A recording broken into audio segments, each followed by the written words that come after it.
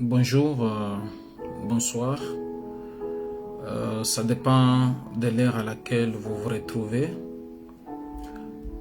Cet après-midi, comme chez nous, on est dans les après-midi, je voulais saluer tout le monde, tous les amis, les frères et sœurs, les membres de l'église et tous les gens que nous connaissons. Aujourd'hui, ça fait un bon moment que je n'ai pas parlé, ça fait presque une année que je faisais les lives. Bon, j'avais stoppé pour des raisons et maintenant je suis rentré pour les mêmes les mêmes sujets que nous parlons chaque fois de l'enlèvement, de ce qu'on appelle en anglais des rapture. Aujourd'hui, j'aimerais parler pour le temps, les signes de temps et savoir à quelle heure Jésus viendra. Nous allons lire avant tout en Apocalypse chapitre 25, le verset 1 à 13. Pour ne pas prendre de votre temps, nous connaissons directement l'histoire des 10 vierges en Matthieu chapitre 25, le verset 1 à 13. La Bible déclare que le royaume de Dieu est semblable à 10 vierges qui se préparaient pour rencontrer l'époux. Et quand il faisait nuit, tous ils s'endormirent, ils préparèrent leurs lampes et ils s'endormirent. Pendant la nuit, quand le maître est arrivé, on a crié que l'époux est arrivé, ils se réveillèrent, ils étaient endormis et ils se réveillèrent. Quand ils se sont réveillés pour allumer leurs lampes, il y avait 5 folles et 5 sages. Et parmi les 5 folles ont dit aux 5 sages de leur donner de l'huile parce qu'il n'y avait pas de l'huile dans leur lampe. Les 5 sages ont dit que l'huile que nous avons nous suffit nous-mêmes pour allumer nos lampes. Allez acheter à ceux qui le vendent.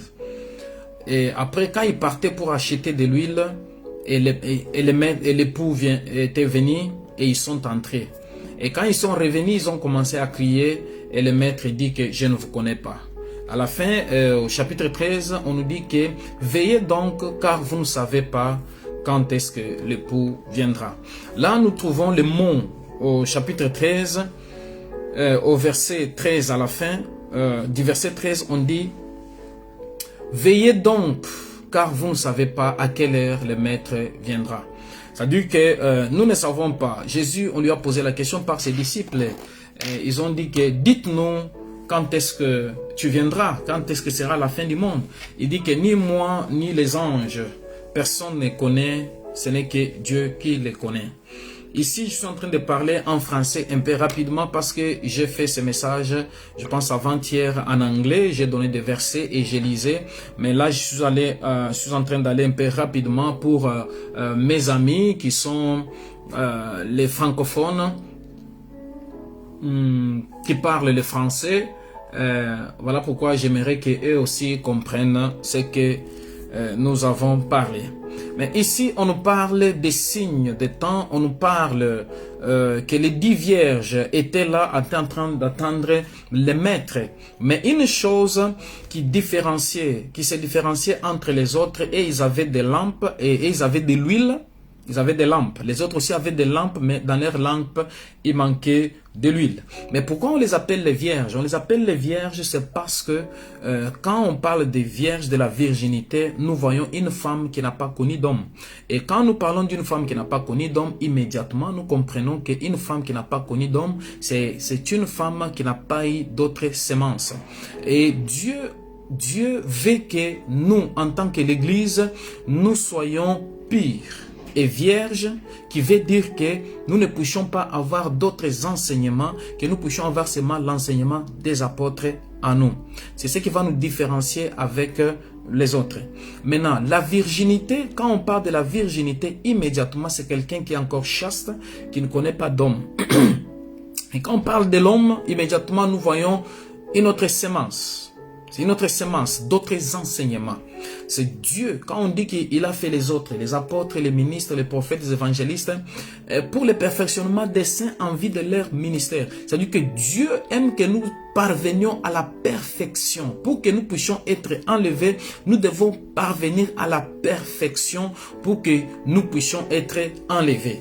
Et après, l'apôtre Paul dit que je vous ai fiancé, je vous ai préparé comme une fiancée que je prépare. Là nous lisons en 2 Corinthiens chapitre 11, le verset 1 et 2. L'apôtre Paul est en train de dire que je vous ai fiancé comme une fiancée vierge devant le maître. C'est-à-dire que quand vous regardez, vous allez voir que le mot virginité vient encore. C'est-à-dire que une vierge, c'est quelqu'un qui n'a pas d'autre enseignement. C'est-à-dire que la volonté de Dieu est que nous ne puissions pas mixer l'enseignement, que nous restions seulement dans la parole de Dieu, à ne pas mixer, à ne pas mélanger avec les enseignements des faux prophètes. Et ces gens ici, ces 5 folles et 10 folles, peu importe, Jésus les a divisés par 10, mais ça symbolise qu'une personne qui est l'Église, que Jésus aime, que l'Église soit pure et sans tache pour être enlevée. Et maintenant, ici, on dit que les anges, les 10 vierges avaient de l'huile. Les 5 sages avaient de l'huile. Là, nous savons maintenant, on appelle que les sages avaient de l'huile et les folles n'avaient pas de l'huile. C'est-à-dire que être sage, c'est avoir de l'huile dans sa lampe. Et être folle, c'est de manquer de l'huile dans sa lampe. Immédiatement, là, nous allons comprendre que l'huile, c'est le Saint-Esprit. Être folle, c'est de manquer le Saint-Esprit dans sa vie. Et être folle, c'est de manquer de l'huile dans sa vie. Et être sage, c'est avoir de l'huile dans sa vie qui symbolise le Saint-Esprit. C'est ce qui symbolise le Saint-Esprit. Jésus a dit que je ne vous laisserai jamais des orphelins, je vous enverrai le Saint-Esprit. Et quand le Saint-Esprit viendra, il vous enseignera, il vous rappellera, il vous dirigera. Le Saint-Esprit est là pour nous enseigner. C'est le Saint-Esprit qui représente Christ sur la terre. En hébreu, on dit que je vous enverrai un autre, another one like me, un autre comme moi. C'était le Saint-Esprit qui devrait descendre, rentrer, parce que les disciples ne pouvaient pas prêcher sans le Saint-Esprit. Voilà pourquoi ils étaient peureux, ils étaient cachés, ils étaient dans la chambre haute. Jésus les a dit que n'allez pas nulle part, rester en Jérusalem. Et ils étaient là, ils étaient des peureux. Mais quand le Saint-Esprit est descendu, ils sont devenus forts et ils prêchaient sans la peur. Parce que l'esprit que nous avons reçu, ce n'est pas l'esprit de timidité ou l'esprit de peur, mais nous avons reçu l'esprit qui crie Abba Père. C'est cet esprit-là, le Saint-Esprit. Maintenant, comme ils avaient le Saint-Esprit, quand nous lisons en Ecclésiaste, on parle que l'huile ne manque pas sur sa tête. Ça, c'est Ecclésiaste chapitre 9, le verset 8. Il dit que l'huile ne manque pas sur la tête et que tes vêtements soient toujours blancs. Que tes vêtements soient toujours blancs et que l'huile ne manque pas sur ta tête. Quand on parle que de l'huile ne manque pas sur ta tête, on parle seulement que tu aies le Saint-Esprit, que tu sois rempli du Saint-Esprit. Et quand on parle que tes vêtements soient blancs, on dit, ça symbolise que nous devons avoir de bonnes œuvres. Les vêtements, c'est de bonnes œuvres. Nous devons avoir des vêtements blancs, les signes de la sanctification. Nous devons être chaque fois sanctifiés. C'est ce qui signifie ce que nous pouvons parler là-bas. Mais ici, à Matthieu 13, à la fin, on parle de veiller. Et pourquoi les maîtres devraient toujours, l'époux devrait venir pendant la nuit? Pourquoi l'époux devrait venir pendant la nuit? Et aujourd'hui, il y a beaucoup de gens qui se posent des questions. J'ai partagé cet enseignement avec un ami qui venait du Cameroun. Je suis allé le prendre quand il est venu à la station. Je suis allé le récupérer pour le laisser chez lui. Maintenant, j'étais en train de discuter avec lui. Mais quand on discutait, il me disait, dis-moi un peu quand est-ce que Jésus viendra. C'est à ce moment-là que j'ai commencé à lui parler. J'ai dit que non, Jésus ne viendra pas dans le temps que nous sommes ici. Par exemple, selon notre ère du monde, disant que nous sommes les matins, les soirs, midi, soir. Non, Jésus ne viendra pas à cette heure-là. Jésus viendra pendant la nuit. Il dit que la nuit comme la nuit le soleil se couche. J'ai dit que non, non. Jésus viendra, on parle de la nuit prophétique. Ce n'est pas la nuit qui est la nuit naturelle que nous voyons. Le soleil se lève, nous sommes le matin, et le soleil se couche, nous sommes le soir. Non, c'est la nuit qui est prophétique. Voilà pourquoi là, on dit au verset 13, à la fin, on dit que veillez, car vous ne savez pas à quelle heure le maître viendra. Et pourquoi on nous parle toujours de la nuit? Jésus qui parle à ses disciples, il dit que travaillez pendant qu'il est encore jour. Travaillez pendant qu'il est encore jour. Mais pourquoi la Bible nous parle à chaque fois de la nuit, de la nuit, de la nuit? C'est-à-dire, cette nuit, c'est une période. Cette nuit, c'est une époque qui est déjà fixée à un moment donné. Bien aimé, ce que je vais vous dire ce soir est que l'enlèvement est une réalité et Christ viendra. L'apôtre Paul, l'apôtre Pierre qui dit que dans le temps, dans la fin des temps, les gens viendront avec des railleries, ils viendront des moqueurs qui diront que depuis le temps des ancêtres, les gens ont parlé du fin du monde, mais la terre reste toujours telle qu'elle est.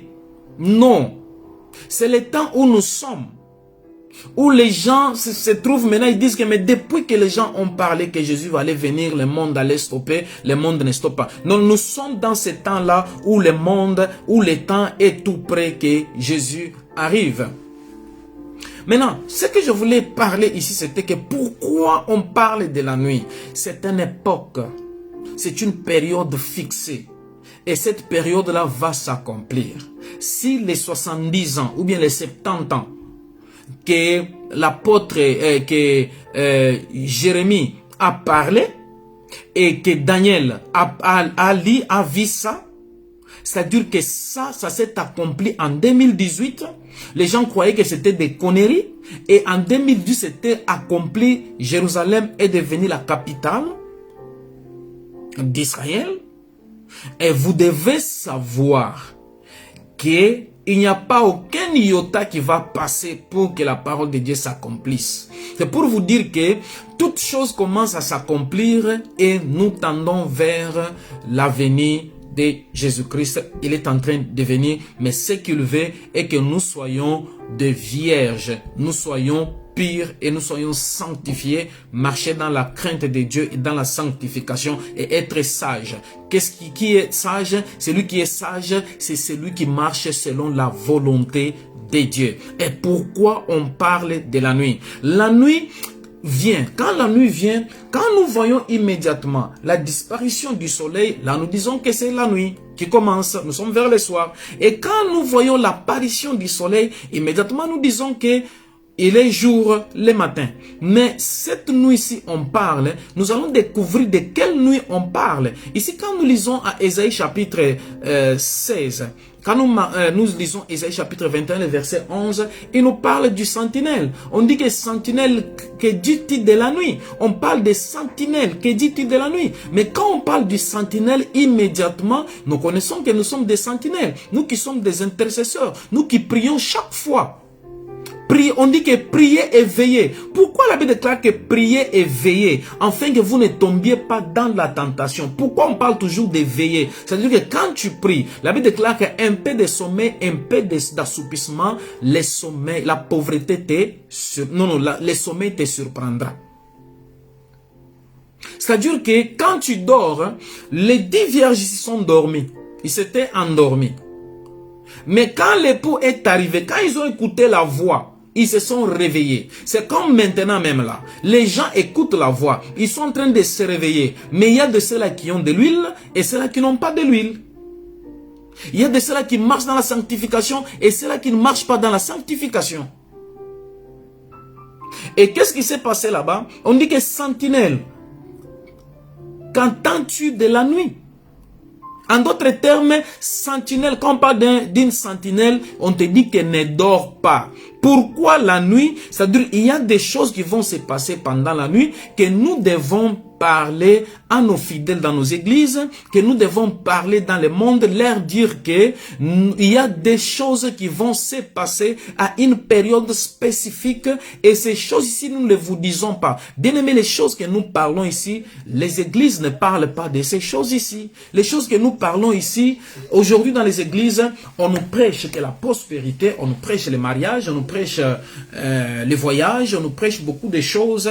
On ne refuse pas toutes ces choses-là, ça nous fait toujours du bien. Mais nous devons, en ces temps où nous sommes, parler souvent de la sanctification, de la repentance et de l'enlèvement parce que Jésus revient bientôt. Et maintenant, quand on nous parle, on dit que sentinelle, c'est-à-dire que nous qui prêchons la bonne nouvelle, nous les pasteurs, les évangélistes, les prophètes, les enseignants, nous devons faire tout pour éclairer les gens, éveiller les gens pour qu'ils ne dorment pas.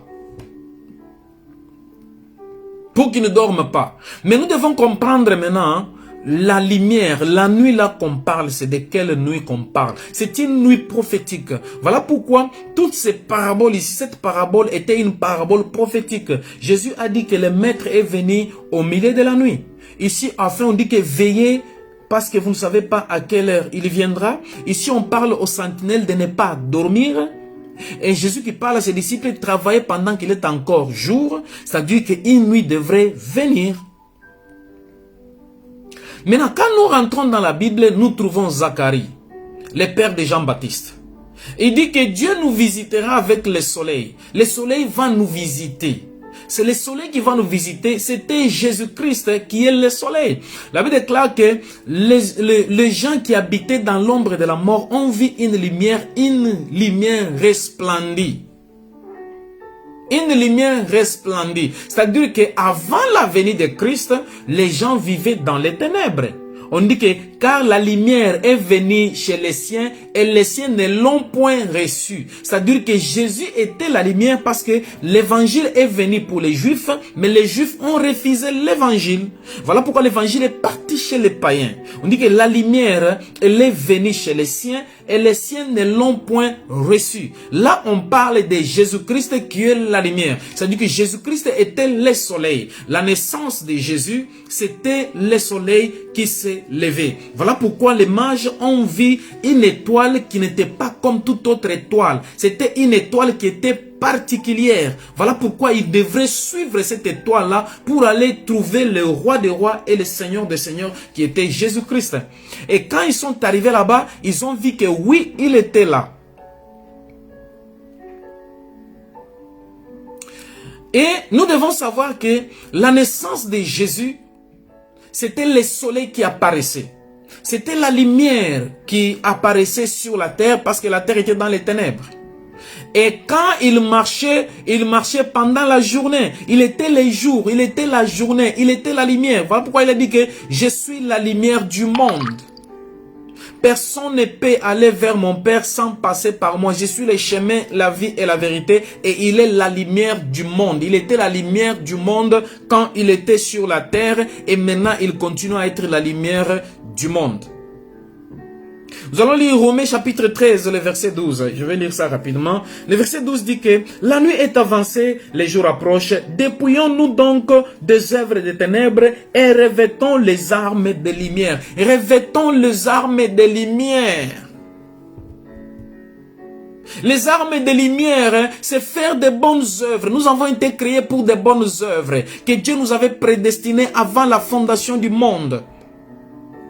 On dit que la nuit approche. Revêtons-nous des œuvres de lumière. Les œuvres de lumière, c'est quoi là? C'est la sanctification. C'est la crainte de Dieu. Que nos habits soient blancs.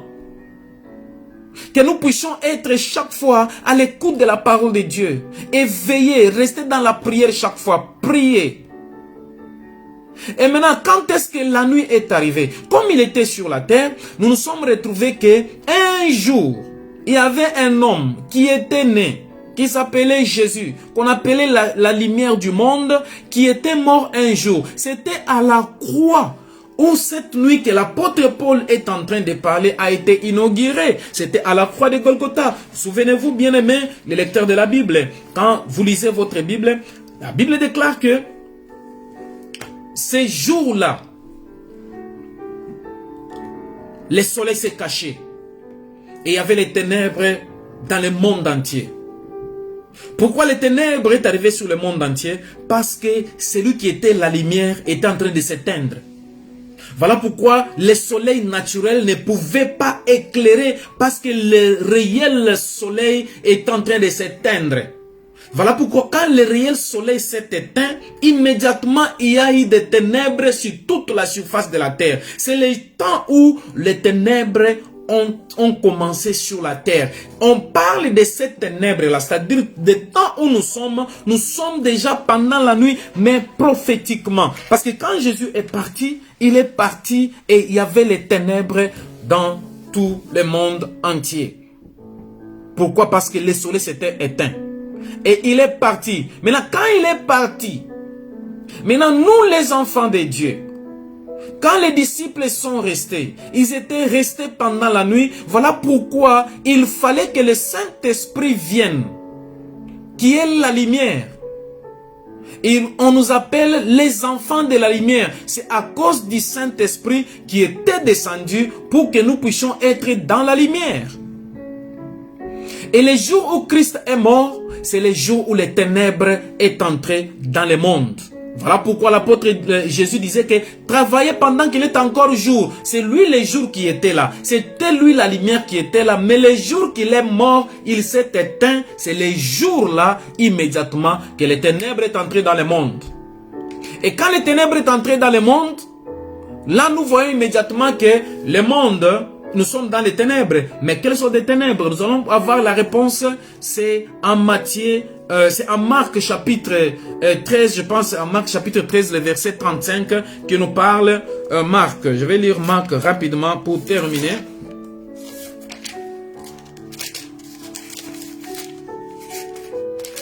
Marc chapitre 13.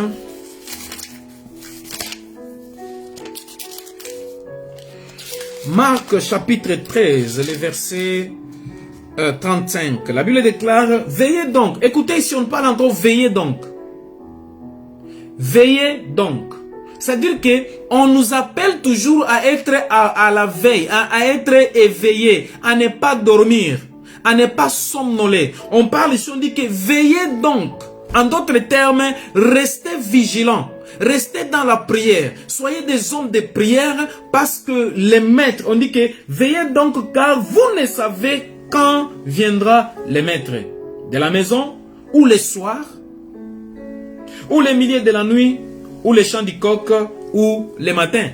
Il a parlé de 4 temps. Le soir, le milieu de la nuit, le chant du coq ou le matin. Et maintenant, nous allons comprendre maintenant pourquoi il a parlé du milieu de du soir, du milieu de la nuit. Parce que le soir, Jésus, quand il était mort à la croix, il y avait des ténèbres. Quand le soleil se couche, il y a les ténèbres qui arrivent, que nous parlons, nous disons que nous sommes le soir. Et quand le soleil se lève, nous disons que c'est le matin. Et quand il était né, c'était le soleil qui s'est levé. Et voilà pourquoi il a dit à ses disciples, travaillez quand il est encore jour. Il était avec eux parce qu'il était pendant la journée. Et quand il est parti, c'est là où l'apôtre Paul maintenant nous parle que nous devons être en veille parce que nous ne savons pas il viendra à quelle heure. Et maintenant, dans les 4 temps là, la nuit a 4 temps. Nous avons les soirs qui commencent de 18h à 21h et nous avons les milieux de la nuit qui commencent de 21h à minuit et les chants du coq qui commencent de minuit à 3h du matin et les matins qui commencent de 3h du matin à 6h. Et les 3 ici, les 4 ici, ce n'est pas les temps comme le soleil normal qui se lève, ce sont des temps prophétiques que nous allons parler avec le temps. Et quand nous allons venir maintenant, nous allons parler sur de 18h à 19h. Là, nous allons parler maintenant, comprendre quand Jésus était mort. Il était déjà soir. La période là, du temps là du soir, cette période-là, qu'est-ce qui s'était passé? Et après, nous allons parler, c'est prophétiquement, je ne parle pas du soir comme les soirs, je parle prophétiquement. Et nous allons parler encore de cette écriture qui sera comme notre verset de base. Notre verset de base sera Marc chapitre 13, le verset 35. Là, je vais parler encore du milieu de la nuit, de 21h à minuit, qui est qu'on appelle le milieu de la nuit. Qu'est-ce qui se passe là-dedans? Et je vais parler encore du milieu de la nuit à 3h du matin, le chant du coq. Là, je vais vous dire un peu, le chant du coq, c'est le temps où l'apôtre Paul a renié Jésus. Quand il a renié Jésus, vous devez savoir que quand il y aura l'enlèvement dans les temps de la tribulation, il y aura les reniements. Les gens vont renier Jésus pour aller là où il y a le confort. Et le matin, nous allons parler, quand on l'appelle le soleil de la justice, nous allons parler maintenant de 3h à 6h du matin, qui sera le matin. Maintenant, bien aimé, je pense que j'ai pris de votre temps, que le Seigneur vous bénisse pour ces enseignements que nous avons écoutés aujourd'hui. Par la grâce du Seigneur, nous allons encore parler prochainement. Mon nom, c'est le pasteur Joseph Kabongo. Je réside ici en France. Que le Seigneur vous bénisse. Je vais prier pour vous. Si vous n'avez jamais reçu Christ comme votre Seigneur et Sauveur personnel, c'est ça le moment que nous vous donnons. C'est ça le temps de les recevoir comme votre Seigneur et Sauveur personnel. Parce que le temps, vous ne savez pas. Vous vivez aujourd'hui, vous ne savez pas ce qui peut arriver cette nuit. Vous ne savez pas ce qui peut arriver demain. Tu ne peux pas te mesurer à propos ou bien par rapport au temps que tu vis, par rapport à tes millions que tu as, par rapport à tes projets que tu as. Tout tu laisses entre les mains de Dieu, mais tu ne sais pas quand est-ce que Christ peut venir ou bien quand est-ce que la mort peut te visiter. Si tu n'as pas reçu Christ comme ton Seigneur, c'est ça le temps que je te donne l'occasion de les recevoir. J'aimerais que tu répètes cette prière après moi. Si tu n'as jamais reçu Christ. Seigneur Jésus, je crois avec tout mon cœur que tu es l'enfant de Dieu et que tu es mort à cause de mes péchés et Dieu t'a ressuscité. En ce jour, je me répands de mes péchés. Je viens devant ta face, tel que je suis. Pardonne tous mes péchés. Sanctifie-moi par ton sang. Aujourd'hui, je suis un enfant de Dieu, né pas avec la chair et le sang, mais né en esprit. Je suis un enfant de Dieu. Diable, tu n'as pas aucun pouvoir sur ma vie et tu n'as pas aucune condamnation sur ma vie. Par une personne en Christ est une nouvelle créature. Toutes les choses anciennes sont passées et toutes choses sont devenues nouvelles. Je suis sauvé. Je suis l'enfant de Dieu. Au nom de Jésus. Amen. Bien-aimé, si tu répètes cette prière, chez nous, avec Dieu, il n'y a pas de magie. Il n'y a pas aucune chose qu'on va te donner, prends ça, garde ça. Non, c'est seulement la répétition. Tu répètes la prière et tu pries, tu confesses tes péchés et tu confesses que Jésus est Seigneur. Il est mort à cause de tes péchés et tu es sauvé. Éternel, notre Dieu, notre roi, merci pour ces enseignements. Merci pour mon frère et pour ma sœur qui va écouter cette parole. Nous prions que cette parole puisse avoir des effets dans la vie de quelqu'un pour la gloire de ton nom, pour ces mystères que tu nous révèles, pour que nous puissions encore les révéler aux autres. Que ton nom soit béni, ton nom soit élevé. Dans le nom de Jésus, nous avons ainsi prié. Amen. Que le Seigneur vous bénisse. À la prochaine. Ciao.